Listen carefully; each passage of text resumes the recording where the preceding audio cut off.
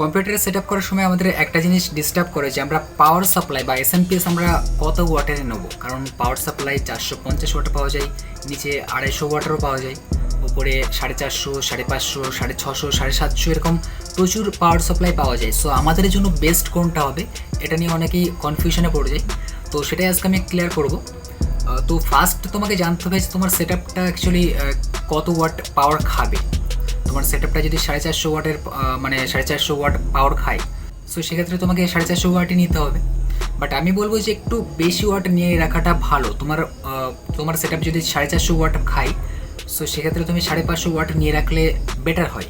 কারণ তোমার যে পরিমাণে পাওয়ারটা খাবে তার থেকে যদি একটু বেশি তোমার পাওয়ার সাপ্লাইটা পাওয়ারটা দিতে পারে তাহলে তোমার মেশিনটা ইজিলি চলবে, তাই না? এবার বাজারে তো এসএমপিএস এর প্রচুর কোম্পানি রয়েছে, আমরা কোনটা নেব? মানে কোম্পানি তো প্রচুর রয়েছে। এবার আমি বলবো যে একটু ব্র্যান্ডেড কোম্পানি নেওয়ার। কারণ নর্মাল যে সমস্ত কোম্পানি হয় সেগুলো থেকে কিন্তু 450 ওয়াট পাওয়ার সাপ্লাই লেখা থাকে, কিন্তু প্রপার 450 ওয়াট পাওয়ার সাপ্লাই দেয় না, মানে ওটা কম দেয়। লেখা রয়েছে 450 ওয়াট, কিন্তু কম দেয়, এবং যার ওগুলোর দামও কম। যত তুমি ব্র্যান্ডেড কোম্পানির দিকে যাবে সেটা কিন্তু তোমার ততই দাম বাড়বে এবং তার কোয়ালিটিও বাড়বে। সে যা বলবে, মানে 450 ওয়াট যদি সে পাওয়ার সাপ্লাই বলে, সো সে 450 ওয়াটই পাঠাবে। তো চেষ্টা করবে একটু ব্র্যান্ডেড কোম্পানির নেওয়ার। আর তোমার সেট আপের উপর কিন্তু ডিপেন্ড করছে তুমি কত ওয়াটের পাওয়ার সাপ্লাই নেবে। তোমার সেট আপটা বানানোর পর তুমি দোকানদারকে বলবে, সে নিজেই কিন্তু তোমাকে বলে দেবে যে কত ওয়াটের পাওয়ার সাপ্লাই তোমার দরকার, এবং চেষ্টা করবে একটু ব্র্যান্ডেড নেওয়ার।